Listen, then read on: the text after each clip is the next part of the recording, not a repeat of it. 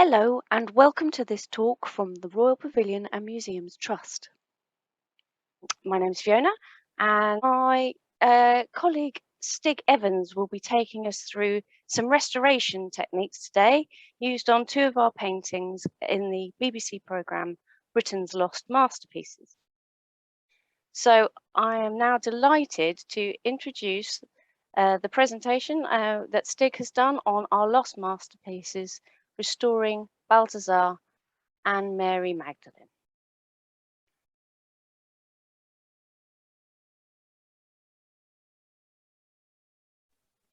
Hi everyone, welcome to Bite Size Museum Online.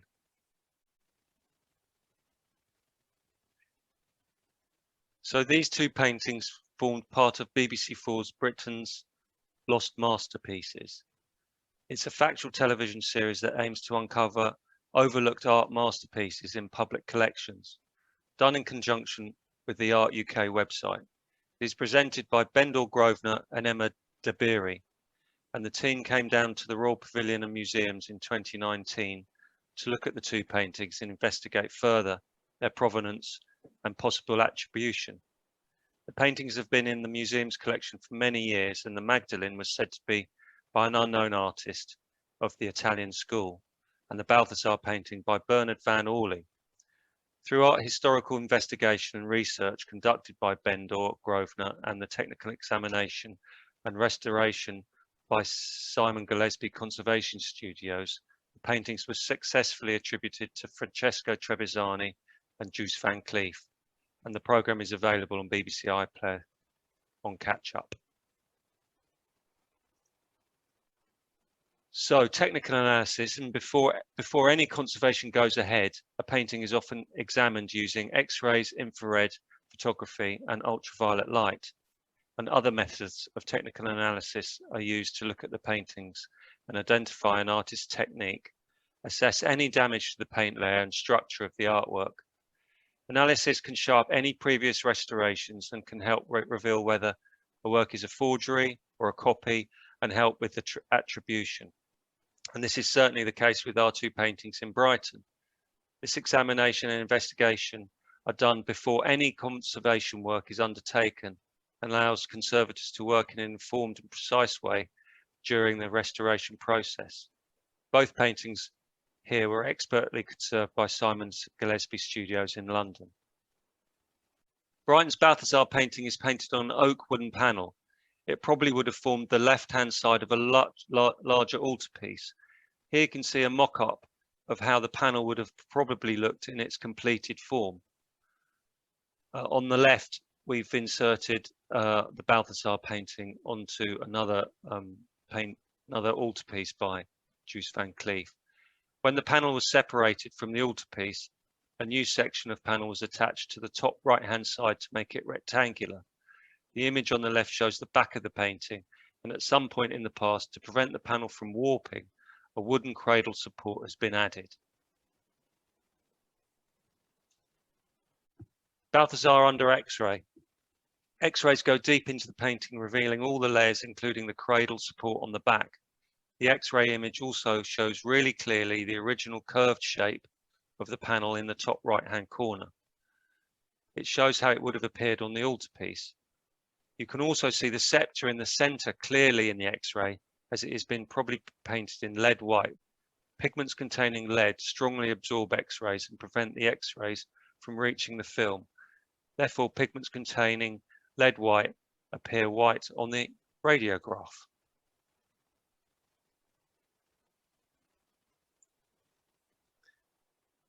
Infrared imaging.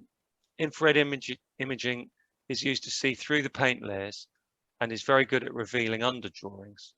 Carbon black is very absorbent of infrared radiation and is used by artists to draw out the design of the painting before they begin to apply the paint. You can see the preliminary drawing very clearly in Balthazar's hand. The central image also reveals how thin and abraded the paint is in Balthazar's face. The white areas show where the original paint is missing completely.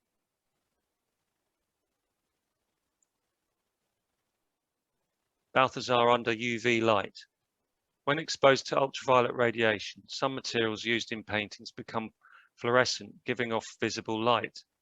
In particular, traditional natural aged resins, such as mastic and damar, give off a characteristic greenish yellow color. By looking at a picture under UV to see how much light it gives off, it is therefore possible to monitor the removal of old varnishes. The old varnish was very yellow in daylight and fluoresces bright green in UV. So cleaning and retouching the face. After the technical analysis, the painting went through a program of careful varnish removal. Old overpaint and old retouchings were also removed as well. Image 1 shows the partial removal of the yellowed varnish. Image 2 shows after removal of all the yellow varnish and the old retouchings on Balthazar's face. The cleaning process revealed the condition of the paint layers in this area, which was also revealed in IR, which we saw earlier. And this has also been affected by aggressive cleaning in the methods in the past. Other areas of the painting have also been overcleaned. Image 3 shows the face during retouching, and image 4 shows the complete retouching after restoration. Retouching the sky. The image of the panel on the left shows the panel during restoration, after all the varnish and old retouchings have been removed. It shows up the damages and losses to the paint layers, which are the white areas. The painting is made up of two separate oak panels glued together. The white vertical line running down the right-hand side shows where the paint losses occurred between these two panels. It also shows clearly the difference in colour to the non-original panel insert in the top right, where the blue sky colour is darkened over time. The detail on the right shows where the restorers are beginning to retouch the sky over the insert to reintegrate it to match the original sky. So these are the two images of before and after restoration next to each other, and shows how the restoration has brought out the subtlety and brightness of the original details and colours, bringing it back closer to how the painting would have looked half a century ago. So, restoring the Mary Magdalene. The painting came into our collection in 1914 and was an unattributed painting and categorised under Italian school.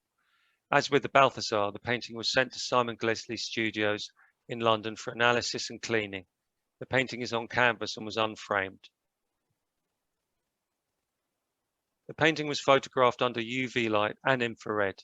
The UV image on the left shows that the painting had two different layers of varnish. One fluoresced yellow-green under UV, and a much older varnish appeared darker. It also shows the small damage and paint loss in Mary's forehead. Unlike the IR image of Balthazar, the Magdalene's infrared imaging didn't reveal anything particular. The X-ray shows a stretcher bar behind the canvas, and the steel tacks to fix it to the stretcher are all in white, dotted around the edge of the painting. In the corners, you can also see the wooden wedges used to tension the canvas. The black areas in the same areas are where the stretcher bars are thinner to accept the wedges. But most importantly, the X-ray reveals a pentiment in the book and in the hands. The word is in Italian for repentance, and the verb pentirsi means to repent in Italian. A pentiment is where the artist has changed their mind in the process of making the painting. Pentimenti are considered especially important when considering whether a particular painting is the first version by the original artist, or a second version by the artist himself, or his workshop, or a later copyist.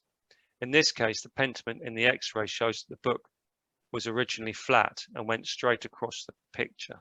However, you can see in the final version, the artist changed it to droop down, and this helped to show that the painting was not a copy by another artist, but by Trevisani himself.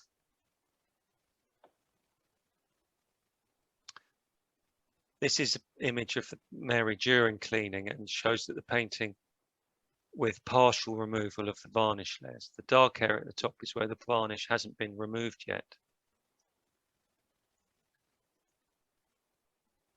So before and after restoration, you can see how The cleaning has brought out the colours. The old discoloured varnishes had flattened the effect to of the composition, and after their removal, the highlights and shadows are much more pronounced, revealing more of the background and making the painting much more three-dimensional.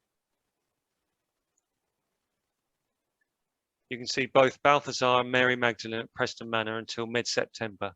See website for details. Thank you. Oh, thank you very much, Stig. That was really informative, and I'm just wondering if you would like to answer some questions about it. So I just wanted to ask, my first question to you is, when you talk about the lead white paint, which came up, was it in the X-ray? The plume and his shirt are also white. Are they lead white as well, or are they something different? Because they don't show up as quite as white as the others. No, that's right. Yeah, I'd presume that. I don't think any pigments were identified. There was no analysis on the pigments in their studios. So I presume the lead white is there, and it is part of the feather and his shirt. It's just it's much thinner, so obviously that makes a big difference to the X-rays. Whereas the scepter is, if you look at it in the painting in the flesh, you see how thick and impastoed the scepter is compared to his shirt and feather. So, but yes, I would imagine that the white in both those areas are lead white. Okay, and just when you actually when paintings are restored, Mm-hmm. do they restorers use original types of paint, or do they use modern types of paint? Is it like buildings where they make a clear distinction when you've got an old farmhouse and a new glass extension? Yeah. Well, everything we do has to be reversible. So in terms of pigments, often we use modern pigments. We also have historic pigments such as earth colors. We still use those just as much as the old masters used them. But what we use as the medium to put those pigments in to retouch the paintings has to be reversible. So we wouldn't generally use oil paint on an oil painting. We use something like a resin that is easily removable in the future. Okay. So pigments fairly similar, but it's what we mix in with them is the key. Okay. Oh. I've got a question here from an anonymous attendee. How did the paintings get selected? Well, good question. I think the Art UK website, which is is a charity-based website, and it has all public art collections online. And I think particularly the Art UK website has facilitated programs such as this to be able to view what's in public collections much easier than would have been in the past. So I think Bendor looked on the Art UK website, and I think he probably goes through. So he looks at, say, for example, our collection on the Art UK website, and sees that there's a painting such as the Trevisani, which was attributed to, well, it wasn't attributed to anyone. It was an unknown Italian artist, and he can obviously see that is a good candidate for investigating. And so from that website, he contacted us and came down and had a look at the painting in store and thought that it was a good one to investigate. So that's how it sort of became apparent, really. There was a few other paintings that he thought were good candidates, but when he came down and saw them, he chose the Trevisani and the Balthazar. And what made the other ones not worthy of being picked? Were they just not as good quality, or? No, I think they were. I think you'll have to ask him actually, mainly, but I think that some were school of. So, for example, we've got a Rubens, and he thought it was perhaps by Rubens, or Rubens had a small hand in part of the painting. So I think it's a decision on whether, whether it's easily or within the program's format to be able to sort of decide to come out with a result. So I think that's part of the decision, and yeah, I think you have to ask him as well. Fair enough. What was it like working with the presenters and with the crew? Oh, very lovely. Yeah, really good. Yeah. Was that Yeah. easy? Was it did they make it easy for you, or did you have to do lots of retakes and things? No, I made it easy for them. No, it That's was quite good. straightforward. It was very straightforward. Oh, Yeah. fantastic. Somebody has asked, will there be a chance to see you doing some of this restoration cleaning work in person? Maybe one day if we have I can talk more about it. Tend not to have people watching while I'm doing it in the workshop so much, but I'm sure if you want to contact me, I'm happy to chat it through. So yeah, how would you actually go about restoring a painting? I mean, obviously, the program used high sort of tech analysis that we actually, I know for a fact that we don't have that access on a daily basis. Yeah, So how do you go about sort of assessing and repairing paintings? that's a big question, Fiona.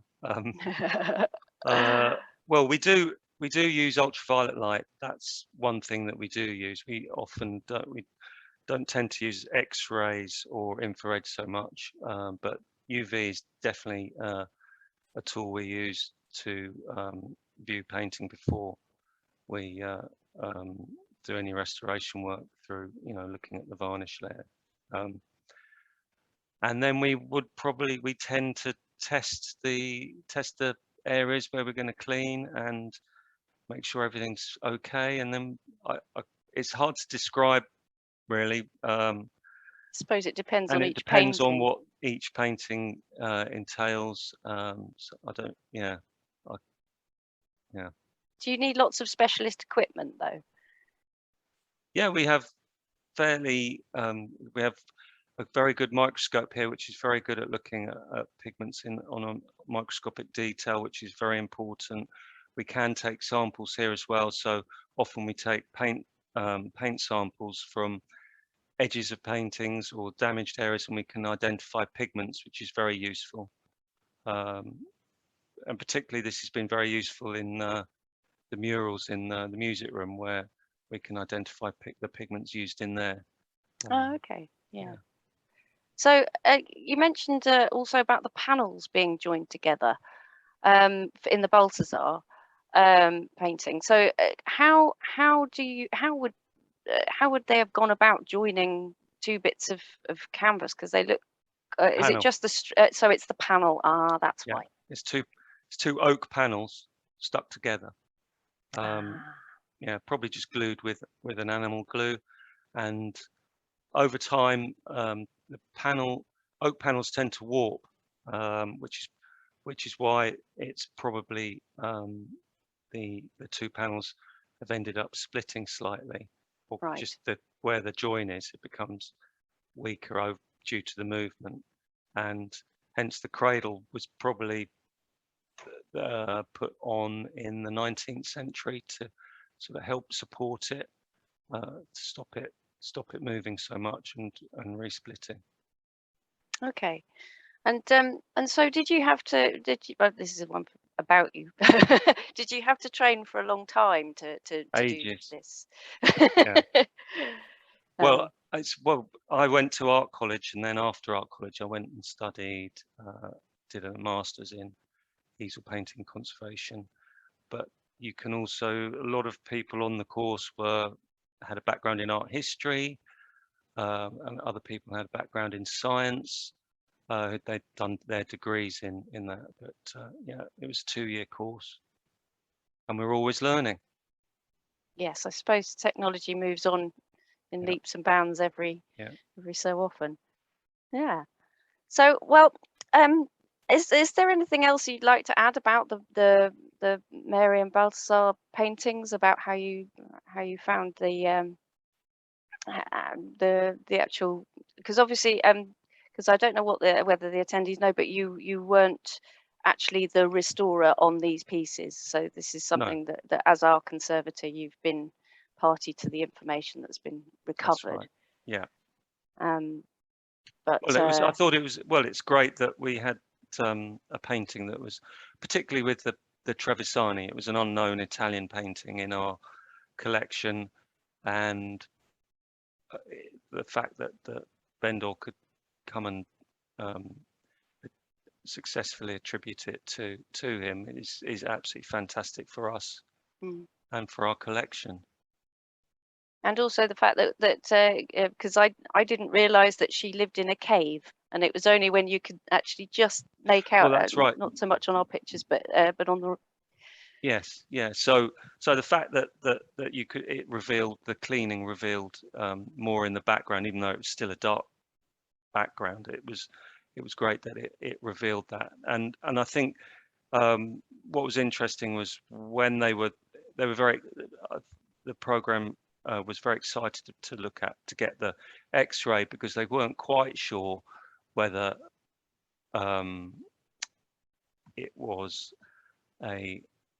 another copy, because, or whether it was the original painting, because that workshop, Trevor's, which through that they discuss it in the program, that workshop would make, he would make the first painting, and then as a money spinner they would then make, he'd get his assistants to make copies of that painting. So they weren't sure originally when he was, Bendel was very, I think, very sure that it was from Trevisani's workshop, but he wasn't sure whether it was the first one that came out. So the X-ray, having that X-ray with the book change and the skull changing was great. So yeah, it was a good result. Do we know of any other copies of that particular painting? Is that one that we've come across in other collections? Yeah, good question. I think there are. I think we discussed it with them, but I can't remember where they are. But there are. Yeah. Oh, well, something for people to look up. Excellent. Well, I just wanted to ask also, there was, well, you mentioned the X-ray. There was, I noticed with the X-ray panel of Mary, there was in the middle there was a kind of sort of white lump or something on her Right. throat. Do you know anything about that? No.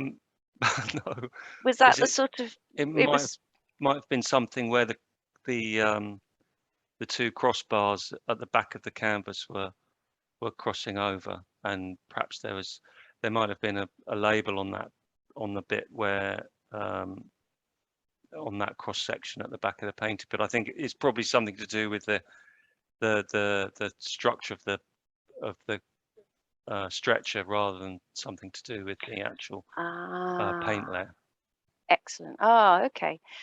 That's brilliant. Well, I mean, we've got the two paintings up at Preston Manor, and I know that you and some of the other members of the team got them up and looking gorgeous, and it also tells a bit about their story, doesn't Mm. it? Yeah, Good. Yes. absolutely. Well, we have got those up at Preston Manor until mid-September. I think it's the 18th. The house does close a little bit later, but there is some events going on. So do check the website, and we will we're open for people to come and visit it and see those two paintings in the flesh. They are absolutely stunning and really worth a visit. So come to Preston Manor at the edge of Preston Park. So I think that's probably about all we've got time for today. But thank you, Stig, for Thank you. doing this and for taking the time to pre-record your presentation as well. That was really helpful. And thank you to Jenny in the background, and thank you so much to you all for attending. We really appreciate it. And if you have enjoyed this presentation today and want to see more of this sort of thing, then please do support us. We really, really appreciate your support. So you can either come and visit one of our sites. We've got the Royal Pavilion, Hove Museum, the Booth Museum of Natural History, Brighton Museum, and the Preston Manor. And you could also buy tickets to our online events, some of which are charging and some of which are free. So do keep your eye out on those. And or you could become a member of the Royal Pavilion and Museums Trust, and we'd really appreciate your support in any shape or form. So that's all from me, and thank you from Stig too, and we'll catch you another time. Thank you. Goodbye.